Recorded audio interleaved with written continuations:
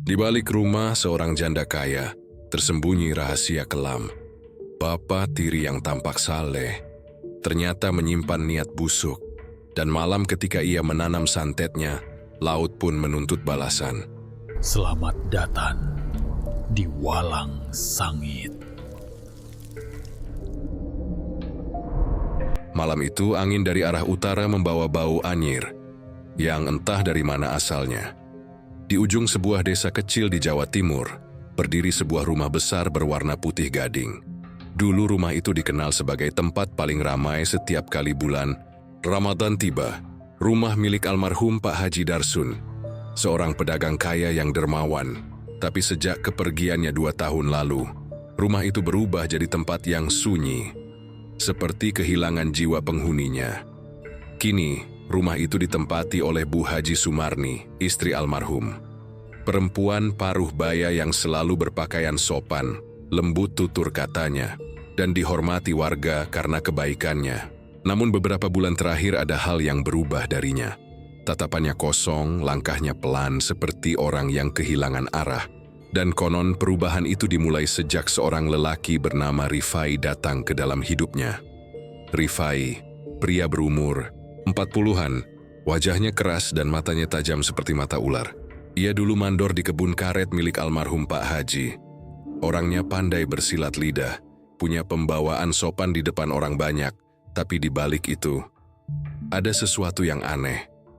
Tatapannya dingin, dan setiap kali tersenyum, ada kesan licik yang tidak bisa dijelaskan. Setelah masa iddah Bu Haji selesai, Rifai melamar. Warga desa tentu bergunjing. Ada yang kasihan karena Bu Haji tampak kesepian. Ada pula yang curiga karena lamaran itu terasa terlalu cepat. Tapi Bu Haji menerima. Ia berpikir, mungkin ini jalan untuk menata hidup lagi. Namun siapa yang bisa menyangka? Keputusan itu justru menjadi awal dari kegelapan yang belum pernah ia bayangkan. Sejak hari pernikahan itu, suasana rumah berubah. Hal pertama yang dirasakan Lina, anak semata wayang Bu Haji, adalah hawa berat yang muncul setiap malam. Seperti ada yang memperhatikan dari setiap sudut. Burung gagak sering hinggap di atap, ayam jago berkokok tengah malam, dan setiap subuh, terdengar suara langkah kaki dari halaman belakang. Tapi saat diperiksa, tak ada siapapun. Suatu malam, Lina melihat Rifai keluar dari rumah, membawa bungkusan kain hitam. Ia berjalan cepat menuju arah kebun belakang. Tak ada penerangan, hanya lampu minyak kecil yang redup. Lina mencoba memanggil, "Pak, mau kemana tengah malam begini?" Rifai menoleh sebentar, senyumnya datar. "Ada urusan kebun, tidur sana, jangan ikut campur urusan orang tua." Lina diam, tapi hatinya berdebar. Entah kenapa malam itu hawa dingin terasa menusuk sampai ke tulang. Sejak saat itu, Bu Haji mulai sering sakit. Awalnya cuma pusing biasa, tapi makin lama makin parah. Dokter bilang tak ada penyakit, tapi tubuhnya lemah seperti kehilangan tenaga hidup.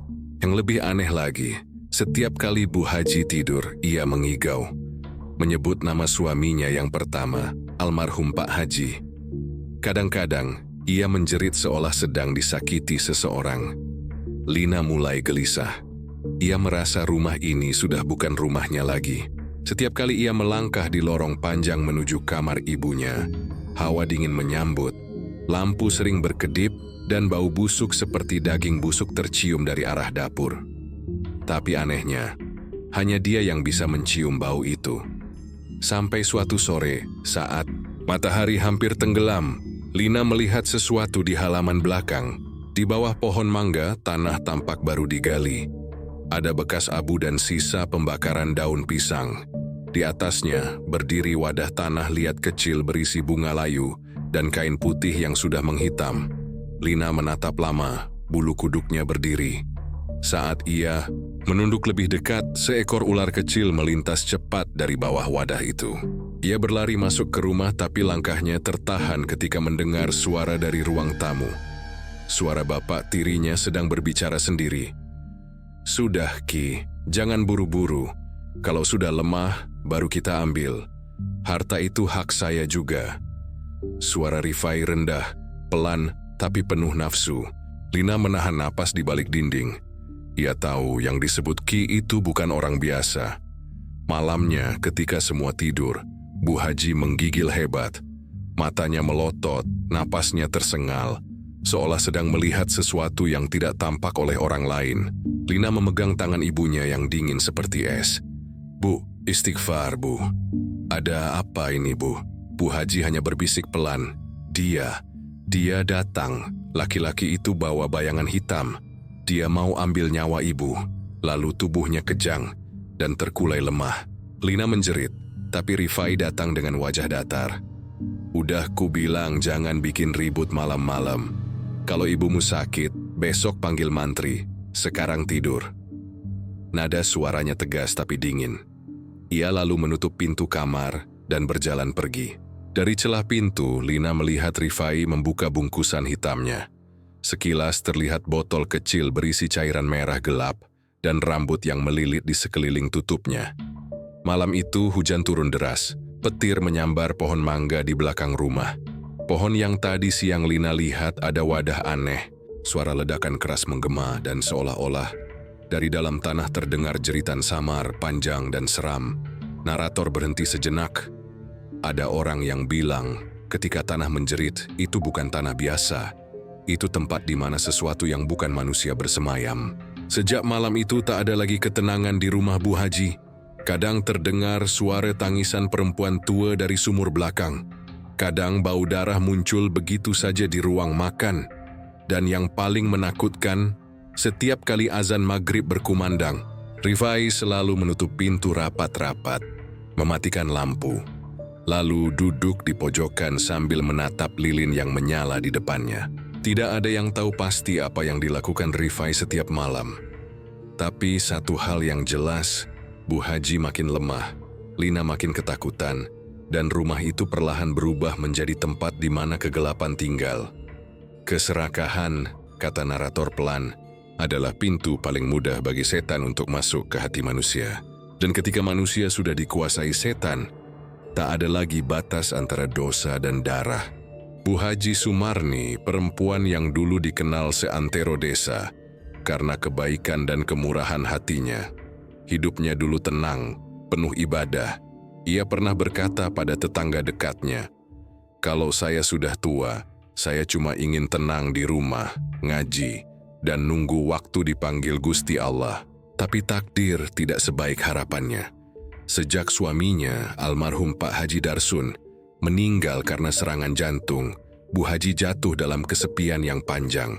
Rumah besar yang dulu ramai oleh tamu dan santri, kini hanya menyisakan suara azan dari musala kecil di halaman depan. Anak satu-satunya, Lina, bekerja sebagai guru honorer di madrasah dekat pasar. Ia gadis lembut, berwajah teduh, tutur katanya halus, dan jarang bicara banyak. Lina sangat menyayangi ibunya, tapi juga mewarisi sifat almarhum ayahnya, hati-hati terhadap orang asing. Selama setahun lebih setelah kepergian suaminya, Bu Haji hidup sederhana. Warisan almarhum cukup banyak, sawah, kebun, 2 rumah kontrakan, dan perhiasan emas. Tapi ia tak pernah sombong. Bahkan sebagian hartanya disumbangkan untuk perbaikan jalan desa. Karena itulah warga menaruh hormat padanya. Sampai akhirnya datanglah Rifai. Pria itu muncul lagi setelah bertahun-tahun menghilang. Dulu, ia hanyalah mandor kebun yang dipecat oleh almarhum Pak Haji karena kasus penggelapan hasil panen. Tapi entah kenapa, Bu Haji seakan tak mengingat kejadian itu. Ia menerima Rifai dengan baik, bahkan menampungnya di rumah untuk sementara. Karena katanya Rifai tak punya tempat tinggal setelah perantauannya gagal. Rifai pandai mengambil hati. Ia sopan di depan warga, sering membantu ke masjid, dan pandai menata kata. Tapi di balik senyumannya ada tatapan yang tidak bisa dijelaskan. Tatapan orang yang sedang menghitung sesuatu di dalam kepala. "Ibu, biar saya bantuin nyapu halaman," katanya suatu pagi. "Wah, terima kasih Pak Rifai. Saya jadi terbantu," jawab Bu Haji dengan ramah. Begitulah, hari demi hari Rifai makin dekat. Ia tahu bagaimana membuat Bu Haji merasa diperhatikan, merasa dibutuhkan. Dalam waktu singkat, Rasa sepi itu berubah jadi ketergantungan. Warga mulai berbisik. Ada yang bilang Rifai punya ilmu pelet, ada juga yang menuduh Bu Haji hanya kasihan. Tapi tidak ada yang berani menegur. Lina, satu-satunya orang yang menentang keras hubungan itu, mencoba bicara baik-baik dengan ibunya. Bu, saya takut ibu salah langkah. Saya tahu niat ibu baik, tapi saya nggak yakin dengan orang itu. Bu Haji hanya tersenyum. Nak, orang kalau sudah tobat jangan diingat dosanya. Ibu cuman ingin hidup tenang, Rifai orang baik kok. Kata-kata itu menutup segala pintu peringatan. Tak lama kemudian Bu Haji menikah secara sederhana. Tidak banyak tamu, hanya keluarga dekat dan beberapa tetangga. Tapi sejak malam pertama mereka tinggal serumah, hawa rumah itu terasa lain. Rifai mulai menunjukkan sikap aslinya. Ia mengatur segalanya, mulai dari siapa yang boleh berkunjung, sampai uang belanja yang dipegang Bu Haji. Sekarang saya kepala rumah tangga. Semua urusan keuangan biar saya yang pegang. Ibu istirahat aja, nggak usah repot. Katanya dengan nada lembut tapi tegas. Bu Haji menuruti. Ia tak sadar bahwa perlahan Rifai sedang menguasai segalanya. Dari uang tabungan, surat tanah, sampai emas-emas peninggalan suaminya yang dulu disimpan rapi di lemari besi. Lina mulai menjauh. Ia tak tahan melihat ibunya berubah seperti boneka. Bu Haji jadi cepat marah, mudah lupa, dan sering termenung. Kadang, tengah malam, Lina melihat ibunya duduk di teras sambil menatap kosong ke arah kebun. Bu, ngapain di luar malam-malam? Tadi, ada yang manggil nak. Suara kayak almarhum bapakmu. Katanya minta dibukakan pintu belakang. Lina merinding.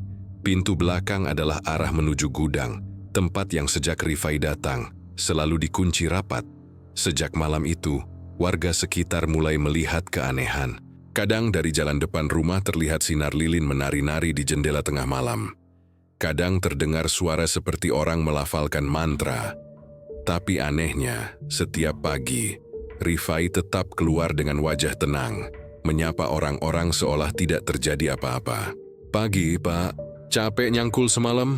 Tanya tetangga. Hehe, iya, cuman bersihin halaman belakang, Bu. Banyak tikus, jawab Rifai sambil tersenyum ramah.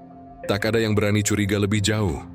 Karena di desa itu orang percaya, urusan rumah tangga orang lain lebih baik jangan dicampuri. Tapi diam-diam, semua orang mulai takut lewat depan rumah Bu Haji setelah maghrib. Sementara itu, Lina hidup di antara dua rasa, kasih pada ibunya, dan ketakutan pada bapak tirinya. Ia tahu ada sesuatu yang salah. Kadang ia mendengar Rifai berbicara sendiri di kamar belakang. Kadang saat mencuci di sumur, ia melihat bayangan seperti orang berdiri di balik dinding. Tapi saat dilihat, kosong. Gusti Allah, desisnya pelan. Apa yang sebenarnya terjadi di rumah ini? Namun setiap kali ia mencoba bicara, ibunya selalu membela Rifai. Nak, kamu jangan nuduh orang tanpa bukti. Bapakmu itu sudah banyak bantu ibu. Tapi Bu, saya lihat sendiri dia ngelakuin sesuatu aneh di kebun. Sudah, jangan bicara lagi. Dosa kamu nuduh orang tua sendiri begitu. Itulah awal dari renggangnya hubungan ibu dan anak itu. Bu Haji tak tahu bahwa suami barunya bukan hanya ingin menemaninya, tapi ingin menguasai segalanya, termasuk nyawanya. Rifai makin berkuasa. Ia mulai menjual hasil kebun tanpa sepengetahuan Lina, bahkan mengusir pembantu lama yang sudah puluhan tahun ikut keluarga itu. Alasannya sederhana, terlalu banyak orang di rumah bikin suasana nggak tenang, dan sejak semua pergi, rumah itu benar-benar menjadi milik Rifai. Namun, di balik ketenangan itu, sesuatu yang gelap mulai bangkit. Rifai sering menghilang malam hari, kembali menjelang subuh dengan pakaian kotor dan bau dupa. Di kamar belakang, ia menyimpan sesuatu. Sebuah peti kecil dari kayu jati yang selalu terkunci. Tak ada yang tahu isinya. Tapi setiap kali Lina lewat di depan kamar itu, hawa panas bercampur amis langsung menyergap hidungnya. Lina menutup mulutnya, menahan mual. Apa yang disembunyikan orang itu, pikirnya. Beberapa minggu setelah pernikahan itu, suasana di rumah Bu Haji berubah. Entah kenapa, udara di dalam rumah selalu lembab dan berbau aneh. Kadang seperti bunga melati, kadang seperti darah kering. Setiap pagi, lantai terasa dingin meski matahari sudah tinggi. Dan di malam hari, suara-suara samar sering muncul. Seperti langkah kaki yang tertahan, atau napas berat seseorang di belakang pintu. Lina mulai menyadari sesuatu yang tak beres. Ibunya tampak makin lemah. Makan tak berselera, tidur pun gelisah. Kadang terbangun tengah malam sambil menjerit. Tubuhnya menggigil meski dibungkus selimut tebal. Dokter desa datang memeriksa tapi hasilnya nihil. Secara medis Bu Haji sehat. Mungkin kecapekan atau pikiran banyak, kata sang dokter. Tapi Lina tahu ini bukan sakit biasa. Karena setiap kali ibunya tidur, ia selalu mendengar suara bisikan dari arah dapur. Suara itu seperti seseorang membaca sesuatu dengan cepat. Bukan doa, bukan juga bahasa yang ia kenal. Malam-malam pertama, Lina mencoba mengabaikan. Tapi makin lama, bisikan itu makin sering muncul. Suatu kali ia memberanikan diri untuk memeriksa. Ia menyalakan lampu minyak dan berjalan pelan menyusuri lorong menuju dapur. Lantai dingin, dan setiap langkah terasa seperti diinjak dari bawah. Saat ia hampir sampai di pintu dapur, suara itu mendadak berhenti. Hening. Hanya terdengar bunyi tik-tik air dari ember bocor. Lina menelan ludah. Matanya menatap ke arah tungku tua di pojok dapur, di mana cahaya lilin masih menyala redup. Di sana saya sedang semati seperti kain putih kecil yang tergulung. Ia mendekat pelan. Saat hendak menyentuh, tiba-tiba terdengar suara berat dari belakangnya. "Ngapain kamu malam-malam di sini?" Lina terlonjak. Rifai berdiri di ambang pintu. Wajahnya separuh tertutup bayangan. Matanya merah karena pantulan api lilin. "Saya dengar suara, Pak." "Suara apa?" "Kayak orang dah ngomong dari sini." Rifai tersenyum tipis. "Kamu ini pasti cuma tikus. Tidur sana, jangan kebanyakan pikiran." Ia mematikan lilin dan berjalan keluar tanpa menatap Lina sedikit pun. Tapi dari nada suaranya, ada sesuatu yang membuat bulu kuduk gadis itu berdiri. Keesokan paginya, Lina mencari kain putih yang semalam ia lihat. Tapi dapur sudah bersih. Tak ada apa pun di sana. Hanya tungku yang masih hangat, seolah baru digunakan. Sejak malam itu, keanehan semakin sering terjadi. Tiap kali maghrib tiba, angin dari arah kebun belakang selalu membawa aroma menyengat. Seperti daging terbakar, lampu ruang tengah sering padam sendiri. Dan kadang, Lina mendengar seseorang berjalan di atas atap. Padahal langit cerah tanpa hujan. Puncaknya terjadi pada suatu malam Jumat Kliwon. Hujan turun deras, kilat menyambar berkali-kali. Dan petir menggema dari arah timur. Bu Haji mendadak demam tinggi. Tubuhnya menggigil hebat. Matanya terbuka tapi tak fokus. Dari mulutnya keluar gumaman lirih. "Dia datang!" "Dia datang!" Lina panik. Ia mencoba memeluk ibunya. "Oh, sadar, Bu! Ini saya, Lina." Tapi Bu Haji malah menatapnya kosong. Lalu tersenyum aneh. "Lina, tolong. Jangan biarkan dia ambil aku." Lina menoleh ke arah pintu kamar. Di sana Rifai berdiri. Ia tidak bergerak, hanya menatap dari ambang pintu dengan ekspresi datar. "Udah, biar saya urus. Kamu jangan ikut campur," katanya pelan lalu menutup pintu dari luar. Lina mengetuk dan memohon agar dibukakan, tapi Rifai tidak menjawab. Dari balik pintu, ia hanya mendengar suara pelan seperti doa, atau mungkin mantra, dan di sela-selanya suara tawa rendah yang tidak terdengar seperti milik manusia. Beberapa menit kemudian, suara itu berhenti.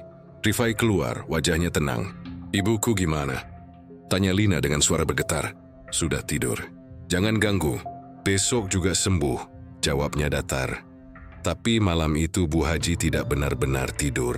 Ia terus bergumam dalam keadaan setengah sadar. Bibirnya kering, dan di lehernya muncul bintik hitam sebesar biji jagung. Setiap hari jumlahnya bertambah, seperti luka bakar kecil. Hari-hari berikutnya, kejanggalan makin parah. Hewan-hewan di sekitar rumah mulai mati tanpa sebab. Kucing peliharaan yang biasa tidur di teras ditemukan kaku dengan mata terbuka lebar. Ayam-ayam di kandang seolah dicekik. Dan di halaman belakang, semut dan cacing naik ke permukaan tanah tanpa alasan. Warga mulai berbisik-bisik. Kayaknya rumah Bu Haji kena bala. Atau mungkin ada yang ngirim sesuatu. Namun tak satu pun berani mendekat setelah malam. Karena konon, dari dalam rumah itu sering terlihat cahaya merah menyala seperti api. Lalu padam tiba-tiba. Lina mencoba menenangkan diri dengan salat dan membaca Al-Quran. Tapi setiap kali ia mulai membaca ayat suci, lampu di kamarnya selalu bergetar dan udara menjadi berat. Pernah suatu kali saat ia membaca surah Yasin, lilin di depannya padam sendiri. Dan di dalam kegelapan itu ia mendengar suara napas panjang. Tepat di belakangnya, Lina. Suara itu berat parau, seperti dari dalam sumur. Lina menoleh dengan tubuh gemetar. Tak ada siapapun. Tapi di kaca jendela, samar-samar tampak bayangan laki-laki berdiri. Matanya hitam pekat, dan di tangannya seperti memegang sesuatu yang berasap. Ia berteriak dan berlari keluar kamar, menabrak meja, menumpahkan air. Tapi begitu keluar, semua lampu kembali menyala seolah tak terjadi apa-apa. Rifai muncul dari arah dapur membawa teko. "Kamu kenapa?"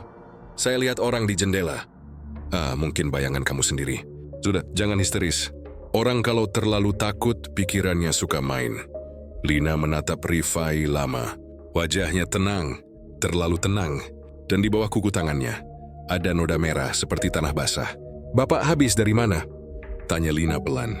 Rifai hanya tersenyum. "Dari belakang, ngecek sumur. Ada tikus mati." Lina tak menjawab. Juri Shmal untuk yang menahan napis. Ia tahu sesuatu di rumah ini sudah berubah. Bukan cuma karena ibunya sakit, tapi karena ada sesuatu yang tak terlihat sedang tinggal bersama mereka.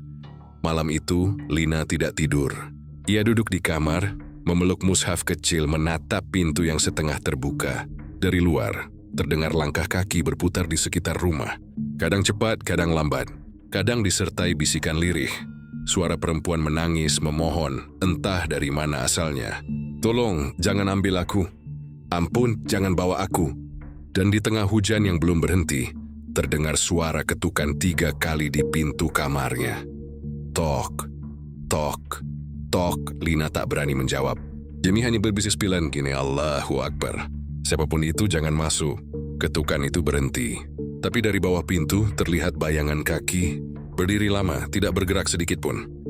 Sejak malam Jumat itu, rumah Bu Haji tidak pernah sama lagi. Hujan terus turun hampir setiap malam. Seperti ada sesuatu di langit yang sengaja menahan terang. Lantai rumah lembab, dan bau dupa samar selalu tercium dari arah gudang belakang. Kadang dari dalam kamar Bu Haji, terdengar suara seperti orang berbisik, pelan, panjang, dan tak bisa dimengerti. Lina tidak pernah bisa tidur nyenyak lagi. Setiap kali ia mencoba memejamkan mata, selalu ada suara lirih yang memanggil namanya. Kadang terdengar dari luar jendela, kadang dari arah kamar ibunya. "Lina, Lina." Awalnya ia kira itu suara ibunya. Tapi saat ia masuk ke kamar Bu Haji, ibunya selalu tertidur. Tubuhnya lemah dan keringat membasahi pelipis. Suatu malam, sekitar pukul 2 dini hari, Lina mendengar sesuatu yang berbeda. Bukan lagi bisikan namanya, tapi suara laki-laki membaca mantra dengan ritme teratur. Di antara gumaman itu, terdengar suara tawa kecil, pelan tapi dingin. Ia menajamkan pendengaran. Suara itu berasal dari arah gudang di belakang rumah. Dengan langkah hati-hati, Lina mengambil senter kecil dan berjalan pelan menyusuri lorong. Lampu rumah padam semua, hanya suara jangkrik dan hujan yang menjadi latar. Setiap langkah yang ia ambil terdengar memantul, seperti ada yang mengikuti dari belakang. Ketika ia tiba di depan pintu gudang, suara itu jelas terdengar. Yang hidup tunduk, yang mati bangkit, yang punya darah menyerahkan diri. Suara itu bukan suara orang mengaji, bukan pula doa. Ada nada serak bergetar, seperti seseorang berbicara pada sesuatu yang tak terlihat. Lina memegang gagang pintu. Tangannya dingin, jantungnya berdetak kencang. Gimis mendorong perlahan. Pintu berderit, dan cahaya senter menembus celah gelap. Di dalam, Rifai duduk bersila di lantai tanah. Di depannya ada mangkuk berisi cairan merah. Lilin menyala dan seikat rambut yang tampak masih basah. Ia berbicara sendiri. Wajahnya tertunduk, matanya kosong. Di sampingnya berdiri bayangan tinggi berwarna hitam pekat. Tak jelas wujudnya, tapi matanya menyala merah seperti bara. Lina terpaku, nafasnya tercekat. Tapi senter di tangannya bergetar dan sinarnya jatuh tepat ke arah Rifai. Rifai mendongak. Tatapannya langsung menembus kegelapan. "Siapa di situ?" Suaranya berat dan datar. Lina mundur pelan. Ia ingin lari, tapi kakinya seperti terpaku di lantai. Rifai berdiri. Bayangan hitam di belakangnya memanjang di dinding, melengkung seperti akar pohon. Dalam cahaya remang itu, Lina melihat tangan Rifai penuh bercak merah. Seperti darah kering. "Lina," katanya pelan, "kamu ngapain malam-malam begini?" Saya dengar suara, Pak. "Suara apa?" "Kayak orang ngaji." Rifai tertawa kecil, tapi tawanya tidak seperti tawa manusia biasa. "Kamu ini anak gadis, jangan suka nguping urusan orang tua." Ia menutup pintu gudang pelan, lalu berjalan ke arah Lina. "Jangan pernah masuk ke sini lagi. Kalau kamu sayang ibumu, jangan ikut campur. Ada hal-hal yang nggak bisa kamu pahami." Nada suaranya lembut, tapi di baliknya terselip ancaman yang membuat darah Lina membeku. Lina mengangguk cepat dan berlari kembali ke kamarnya. Tapi sebelum ia menutup pintu, ia sempat menoleh ke belakang. Dari celah pintu gudang yang belum tertutup rapat, masih terlihat cahaya merah berdenyut, seperti jantung yang berdetak. Keesokan paginya Bu Haji tidak bangun. Tubuhnya panas tinggi, napasnya pendek, dan matanya bergerak cepat meski kelopak tertutup. Lina mengguncang bahunya, tapi tak ada respons. Rifai datang membawa semangkuk air putih. "Ini air doa dari Ki Samin, orang pintar dari desa sebelah. Jangan khawatir, ini buat netralisir gangguan." Lina menatap curiga. "Gangguan apa?" Rifai tidak menjawab. Ia hanya menatap Bu Haji lama, lalu menuangkan air itu ke mulut istrinya yang pingsan. Beberapa tetes jatuh ke lantai dan meninggalkan noda merah muda. Sejak itu, keadaan Bu Haji semakin parah.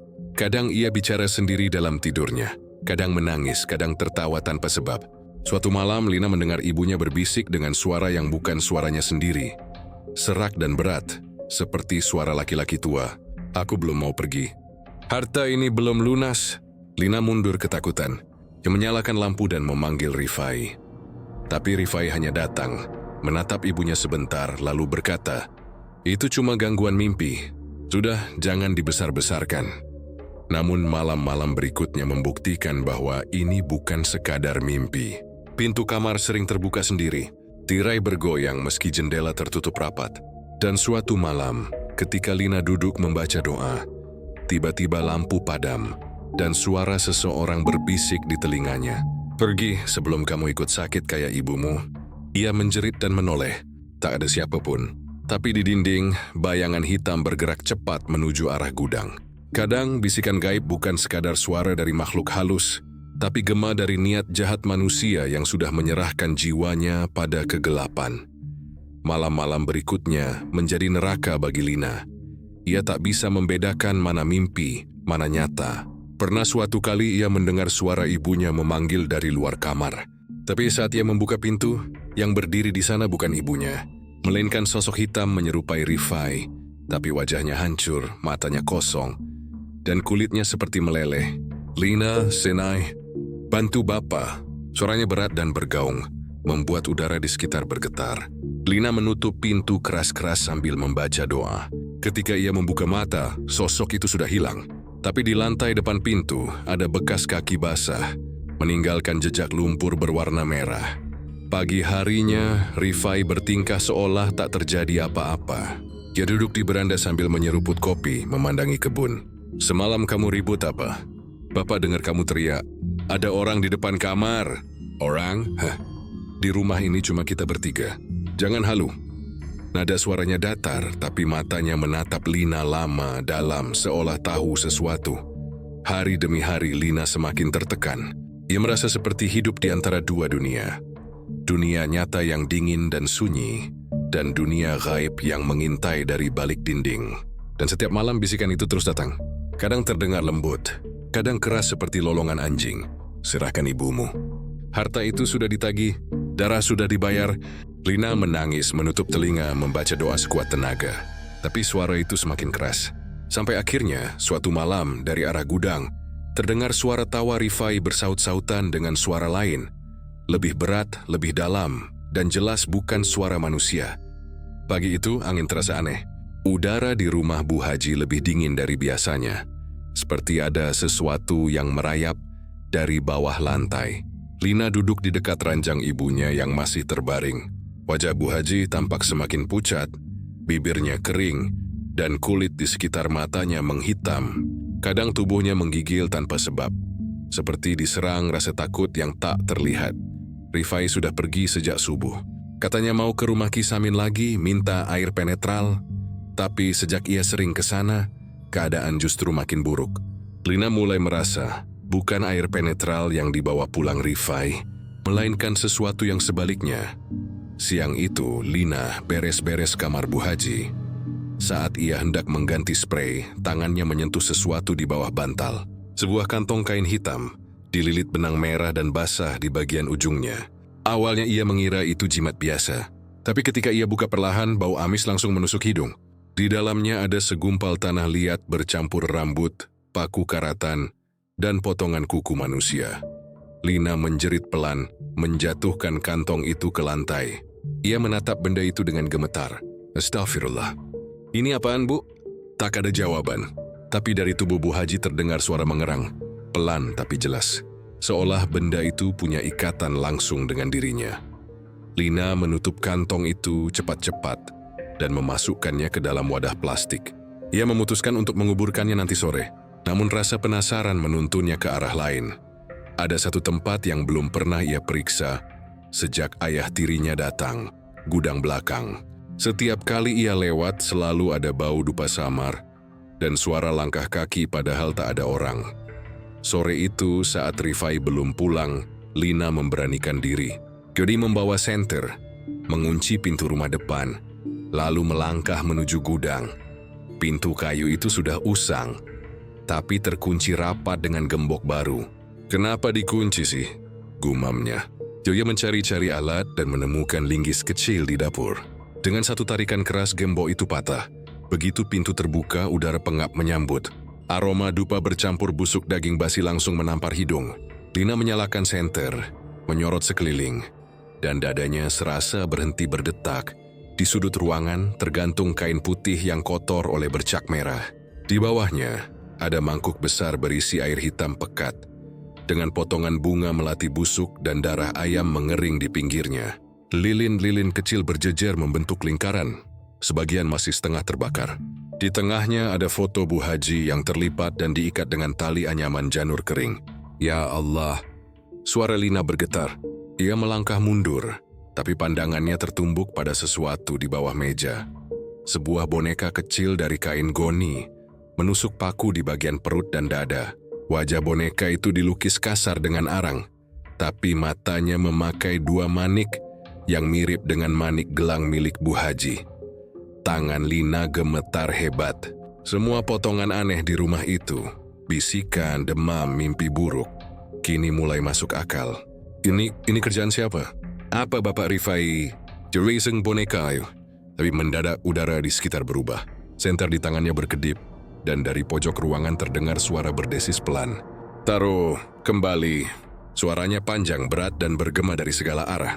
Lina terpaku. Kakinya lemas. Tapi saat ia menoleh, ia melihat sesuatu yang membuat darahnya membeku. Di dinding belakang, tergurat simbol aneh dengan darah kering, membentuk pola seperti mata besar yang menatap langsung ke arahnya. Astagfirullahalazim. Ia berlari keluar dengan boneka itu di tangan. Tapi begitu ia melewati pintu, suara keras seperti piring pecah terdengar dari dalam gudang. Semua lilin padam serentak. Lina menatap rumah itu dari luar, napasnya tersengal. Jadi isu kalau benar Rifai yang melakukan ini, maka ibunya dalam bahaya besar. Malamnya, Rifai pulang dengan wajah tenang. Kamu dari mana? Tanyanya sambil menatap Lina tajam. Dari dalam rumah, Pak. Ia tersenyum miring. Enggak buka gudang, kan? Lina menelan ludah, mencoba bersikap biasa. Enggak, Pak. Bagus, karena tempat itu bukan buat kamu. Lalu Rifai berjalan ke gudang, menatap gembok yang sudah rusak. Ia mendengus pelan. Ada tikus sepertinya. Ia menutup lagi dengan kunci baru, lalu masuk ke kamarnya. Lina hanya bisa menatap dari kejauhan.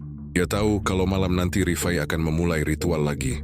Dan kali ini, entah kenapa ia merasa ibunya tak akan kuat melewati malam itu. Tengah malam, Lina memutuskan pergi ke rumah Mbah Kromo, dukun tua yang dulu sering membantu Bu Haji saat masih sehat.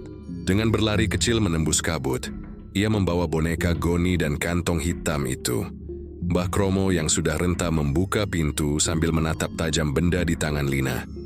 Dari mana kamu dapat ini, Nah? Dari rumah saya, Bah. dari kamar ibu dan gudang belakang. Dunia sedikit parah. Mbah Kromo menatap lama, lalu menghela napas berat. Ini bukan benda sembarangan. Ini pelet darah, bentuk santet paling kejam. Orang yang melakukannya ingin menguras hidup korban perlahan sampai mati. Dan biasanya, demi warisan, Lina memucat. Air matanya menetes. Bapak tiri saya, Bah. Dia yang sering ke rumah orang pintar itu. Mbah Kromo menatap api lampu minyak di depannya. Kisamin ya? Iya, Bah. Kalau benar berarti yang kamu lawan bukan cuma manusia, tapi jin peliharaan yang sudah diberi tumbal. Kamu harus cepat. Kalau telat sedikit saja, nyawa ibumu tak bisa ditarik lagi. Saya harus gimana, Bah? Bawa saya ke rumah itu. Malam ini juga, sebelum si dukun dan bapak tirimu melakukan ritual terakhir. Lina mengangguk, meski tubuhnya gemetar hebat. Malam itu mereka berdua berjalan pulang dengan membawa dupa dan botol kecil berisi air doa. Namun di sepanjang jalan angin berdesir dingin, dan di atas pepohonan terdengar lolongan panjang, seolah sesuatu sudah tahu bahwa rahasianya akan terbongkar. Malam itu kabut turun tebal. Udara begitu dingin sampai napas berubah jadi asap tipis. Dari kejauhan, rumah Bu Haji tampak remang. Hanya diterangi satu lampu di serambi depan yang berkedip pelan seperti jantung sekarat. Lina berjalan cepat di belakang Mbah Kromo, membawa botol air doa dan selembar kain putih. Setiap langkah mereka terdengar jelas di tanah basah. "Kamu yakin dia ada di rumah?" tanya Mbah Kromo dengan suara pelan. "Tadi sore dia pulang, Bah. Saya lihat sendiri. Dan malam ini, saya yakin dia akan melakukan ritual itu lagi." Mbah Kromo mengangguk, matanya tajam menembus kabut. "Baik, malam ini kita cari tahu untuk siapa darah itu diminta." Saat mereka mendekati rumah, suara dari dalam mulai terdengar. Bukan doa, bukan pula percakapan manusia. Suaranya seperti dua orang berbicara bersaut-sautan dalam bahasa yang tak dimengerti. Diselingi tawa kecil yang membuat bulu kuduk berdiri. Lina bersembunyi di balik jendela, mengintip lewat celah papan. Di dalam Rifai duduk bersila bersama Kisamin, dukun kurus dengan janggut putih dan mata merah berair. Di hadapan mereka, di atas kain hitam terbentang foto Bu Haji yang dikelilingi bunga melati busuk dan uang lusuh yang dibakar perlahan. "Jadi malam ini dia harus lepas?" Suara Kisamin berat dan serak. "Iya," jawab Rifai, "aku udah nggak tahan. Dia belum juga mati. Padahal warisan itu tinggal nunggu tanda tangan." "Tenang, sabar. Santet kayak gini butuh waktu. Tapi kalau kamu mau cepat, ada satu cara." "Apa?" "Tumbal darah keluarga saudara." Rifai terdiam sesaat. Ia menatap lantai, lalu menatap foto Lina yang tergeletak di meja. "Anak itu?" "Iya, cukup satu tetes darahnya. Setelah itu roh ibunya akan terlepas dan semua yang dia punya akan jadi milikmu." "Hening!" Hanya suara lilin meleleh dan detak jantung Lina yang menggema di telinganya sendiri. Ia menutup mulutnya agar tidak berteriak. Matanya membesar, tak percaya apa yang baru ia dengar. "Papa!" bisiknya lirih. "Jadi selama ini, semua ini demi harta?" Rifai mengangguk pelan di depan Kisamin, seperti mengakui dosa tanpa rasa bersalah. "Bu Haji itu nggak tahu diri. Rumah, kebun, tambak, semua atas nama dia. Padahal aku yang urus sejak suaminya mati. Sekarang dia cuma tidur dan semua orang masih nyembah-nyembah dia. Harta dunia, nak Rifai, selalu butuh harga," kata Kisamin sambil menabur abu hitam di atas foto. "Dan harga yang kamu bayar malam ini adalah darah dari keluargamu sendiri." Lina menahan tangis. Ia ingin menyerbu masuk tapi Mbah Kromo menahannya. "Sabar nak, belum waktunya. Kita lihat dulu sampai di mana dosanya berjalan." Suara mantra mulai lagi. Lilin padam satu persatu. Dan tiba-tiba dari arah kamar Bu Haji terdengar jeritan panjang. Tubuhnya yang lemah menggeliat di ranjang. Matanya terbuka lebar, tapi seluruh bola matanya putih. Suara aneh keluar dari mulutnya, seperti dua suara yang berbicara bersamaan. "Kau berani menjual darahku, Rifai?" Rifai terperanjat, tapi Kisamin justru tersenyum lebar.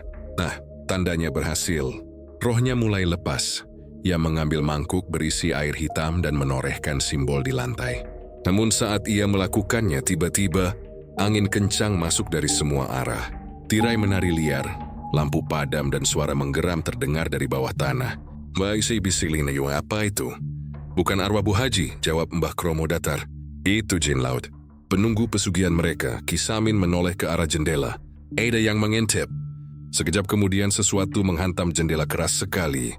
Lina terlempar mundur, kaca pecah beramburan. Rifai keluar dari rumah dengan wajah marah, membawa pisau kecil di tangan. "Kamu ya! Kamu yang bongkar gudangku. Bapak gila!"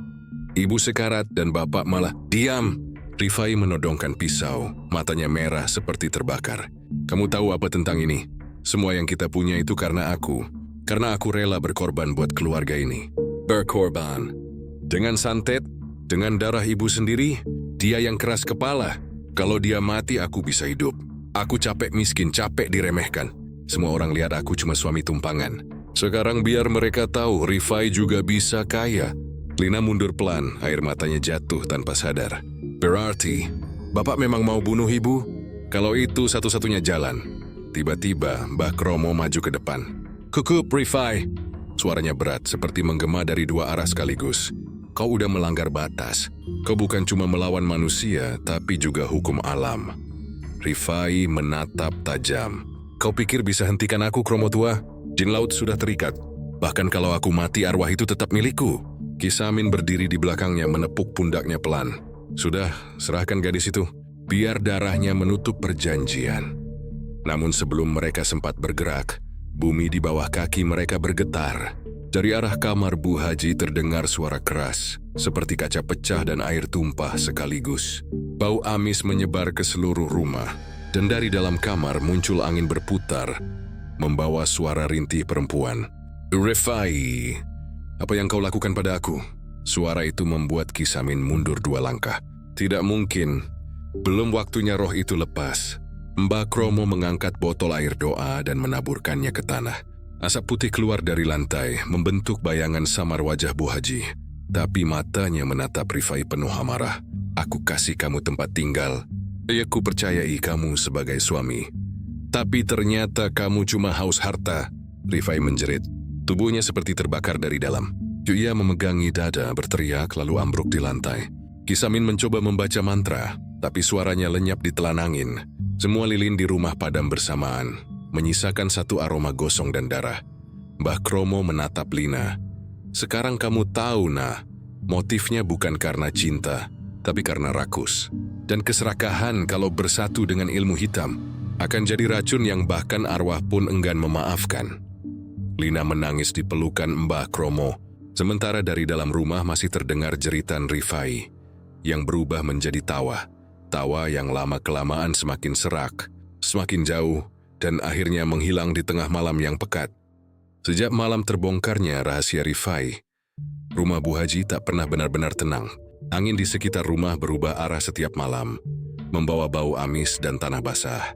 Burung-burung gagah mulai sering hinggap di atap meski hari masih siang, dan di kamar Bu Haji, lilin yang dinyalakan Mbah Kromo selalu padam sebelum tengah malam, seolah ada sesuatu yang meniupnya dengan sengaja. Lina tak pernah tidur lagi. Ia terus duduk di sisi ibunya yang masih antara sadar dan tidak.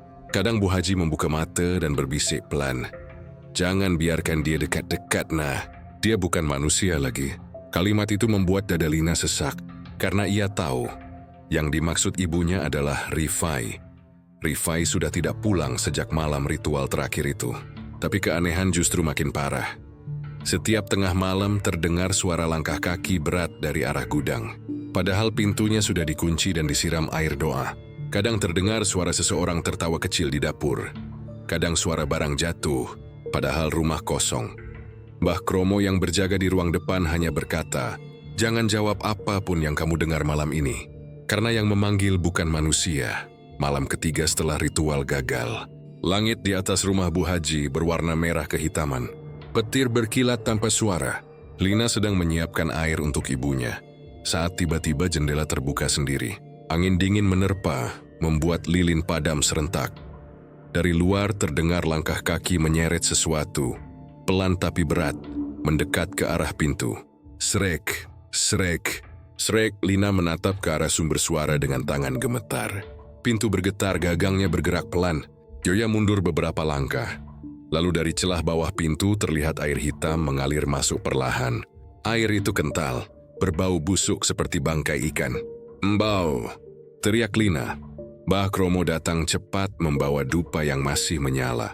Begitu ia menaburkan asap ke arah pintu, terdengar suara melengking, seperti jeritan wanita yang kemudian lenyap ditelan angin. Itu dia, roh pesugihan laut, kata Mbah Kromo pelan. Dia datang menagih janji Rifai. Tiba-tiba lampu gantung di ruang tengah berayun kencang. Semua jendela terbuka bersamaan. Dan dari luar terdengar gemuruh ombak, padahal rumah mereka jauh dari pantai. Bau garam dan amis darah menyatu di udara. Bu Haji yang terbaring tiba-tiba kejang. Matanya terbuka lebar, dan dari mulutnya keluar air hitam yang sama seperti di lantai. Lina menjerit dan memeluk ibunya. "Bu, bertahan, Bu!" Mbah Kromo berusaha membaca doa, tapi setiap kali ia menyebut nama Allah, lilin meledak kecil membuat percikan api di udara. Tenaganya besar sekali. Desis Mbah Kromo, di luar rumah suara tawa menggema. Tawa itu rendah, serak dan sangat dikenal oleh Lina. "Itu, Rifai," bisiknya ketakutan. Benar. Dari kegelapan halaman terlihat sosok Rifai berjalan pelan. Bajunya compang-camping, kulitnya pucat kebiruan, dan matanya menyala merah. Setiap langkahnya meninggalkan jejak air di tanah. Di belakangnya berdiri bayangan besar menyerupai manusia. Tapi kepalanya seperti kepala ikan besar dengan sirip menjuntai. Rifai berhenti di depan rumah, menatap Lina dari balik pintu yang terbuka sendiri. "Lina, kamu ambil semua dariku. Sekarang biar ibu kamu yang kubawa." Suaranya berat, bergema seperti dari dasar laut. Lina mundur sambil memegangi ibunya. "Bapak bukan manusia lagi, pergi.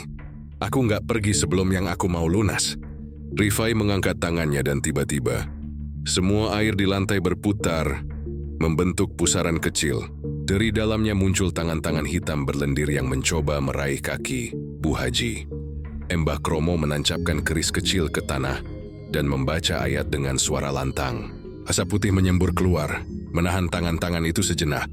Tapi dari luar, bayangan besar dengan kepala ikan mulai mendekat, menabrak dinding seperti gelombang pasang. "Dia bukan cuma jin pesugihan," ujar Mbah Kromo.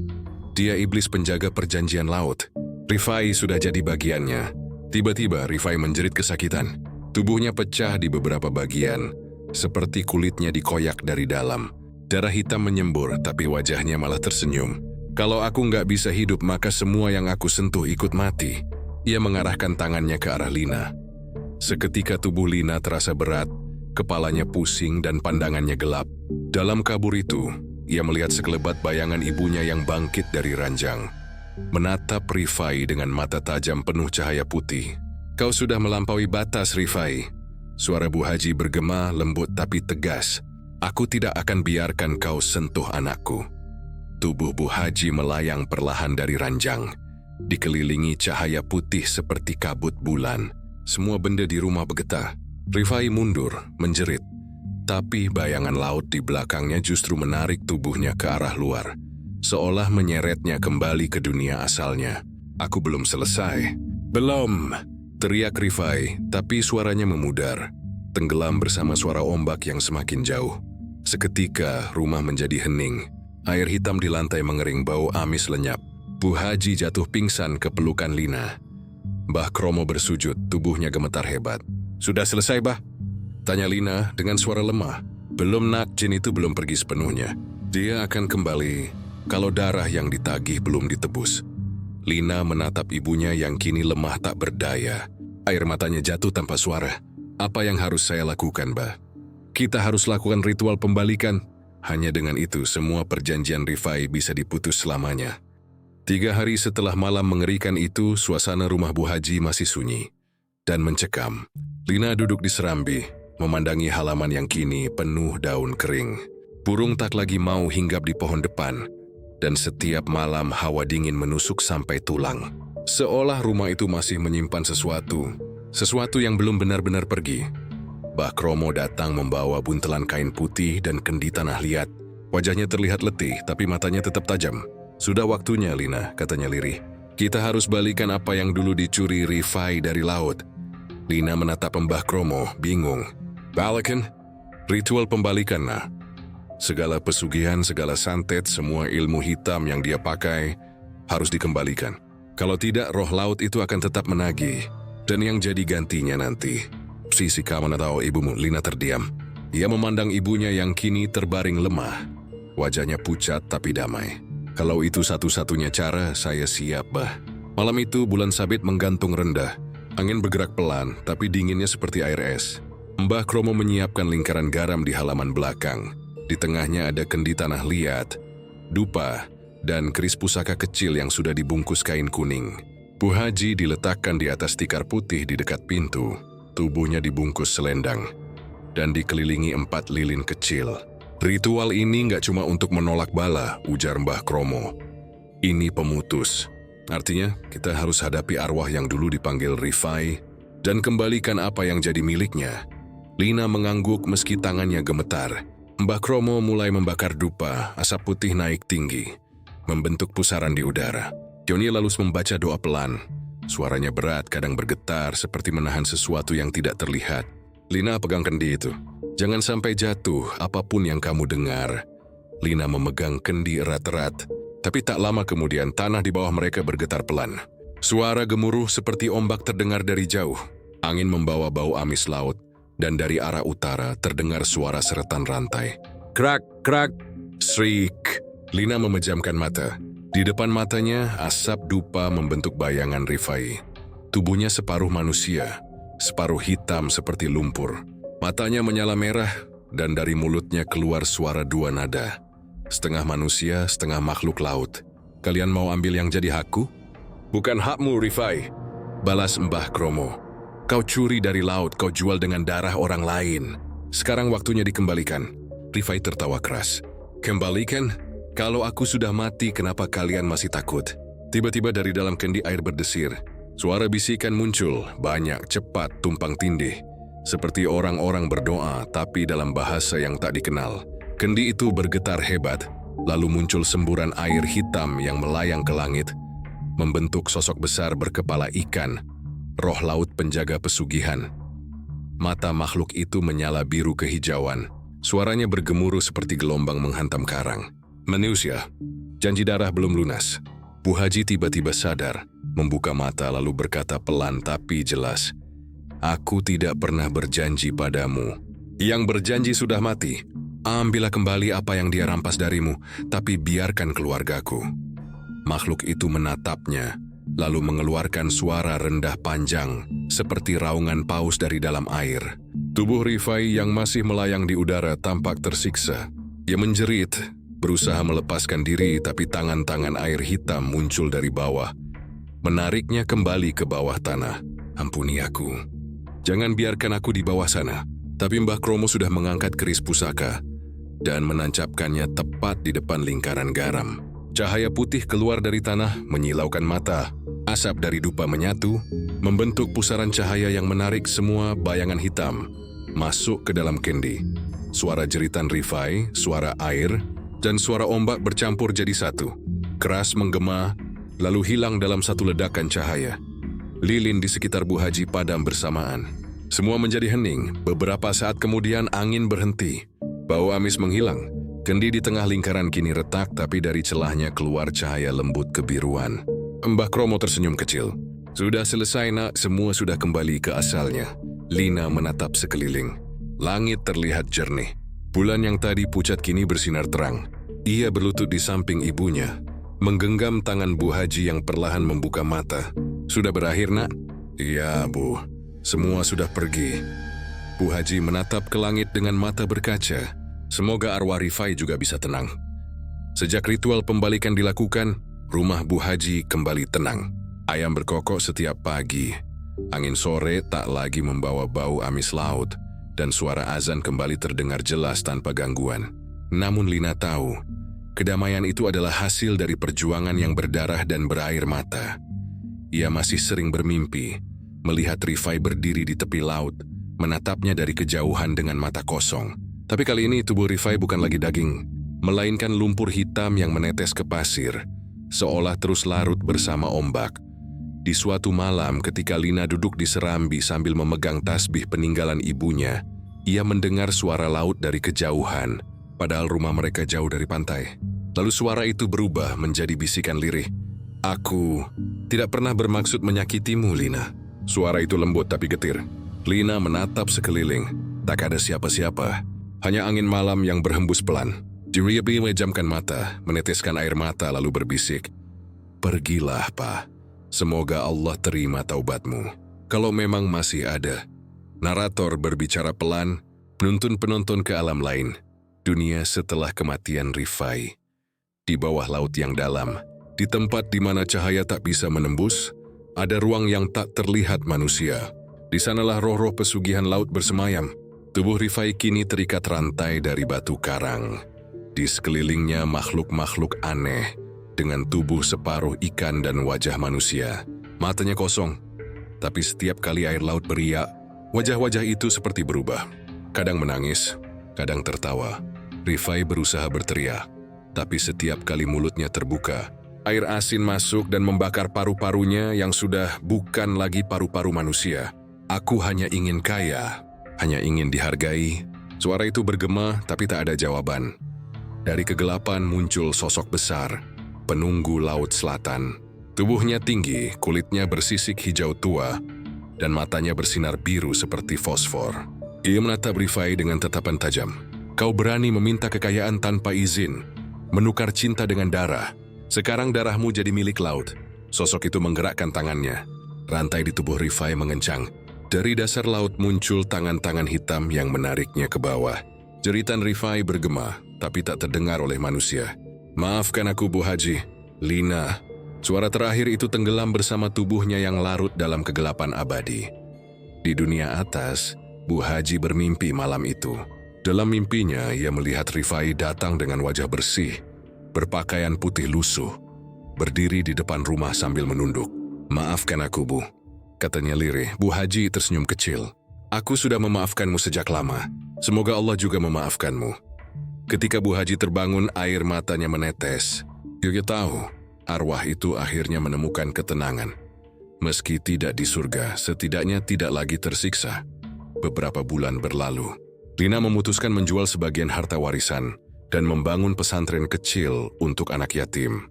"Biar harta ini jadi amal, bukan kutukan," katanya pada Mbah Kromo yang datang berkunjung.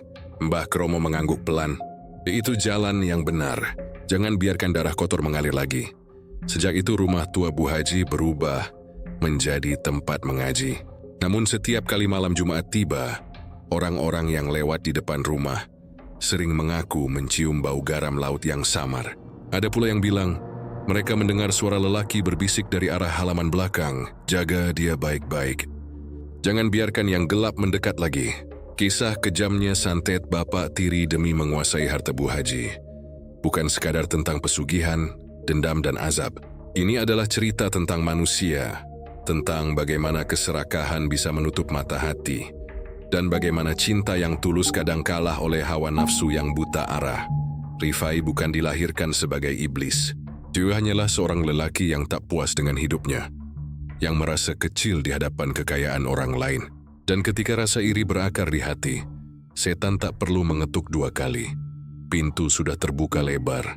Setan tak memaksa manusia untuk jahat. Dia hanya membisikkan. Dan sisinya, keputusan kita sendiri. Bu Haji menjadi korban, tapi juga pelajaran. Dalam ketulusannya, ia tetap memaafkan orang yang hampir membunuhnya. Lina mewarisi kekuatan itu. Kekuatan untuk memaafkan, bukan membalas. Dan mungkin justru itulah cahaya yang membuat arwah Rifai akhirnya bisa tenang, meski setelah melewati lautan siksaan yang tak bisa dibayangkan. Mbah Kromo berkata, dalam akhir doanya malam itu, "Ilmu hitam bisa menundukkan tubuh, tapi tidak bisa menundukkan hati yang ikhlas." Dan kalimat itu menjadi pesan yang membekas, karena setan selalu mencari celah di hati manusia yang lemah, bukan pada tubuh yang rapuh. Malam-malam setelah semua berakhir, Lina sering mendengar azan subuh yang terasa berbeda. Lebih jernih, lebih menyentuh. Yuria tahu rumah itu kini sudah bersih dari kegelapan, tapi bekasnya akan selalu ada sebagai pengingat bahwa kekayaan yang datang tanpa kerja keras, kebahagiaan yang diraih dengan menyakiti, dan ilmu yang digunakan untuk menghancurkan sesama, semuanya akan menagih harga yang tak bisa dibayar dengan uang, melainkan dengan jiwa. Jadi untuk sekalian yang mendengarkan kisah ini, kalau ada yang datang menawarkan jalan pintas menuju kaya, hati-hati. Karena di balik janji emas, selalu ada tangan hitam yang menunggu menagih darahmu. suara angin laut perlahan terdengar, jauh samar seperti kenangan yang enggan pergi. Lalu suara narator terakhir, tenang berat tapi penuh makna. Walang Sangit bukan hanya tempat berbagi kisah mistis, tapi juga tempat kita mengingat bahwa kegelapan itu nyata, dan ia selalu mulai dari hati manusia.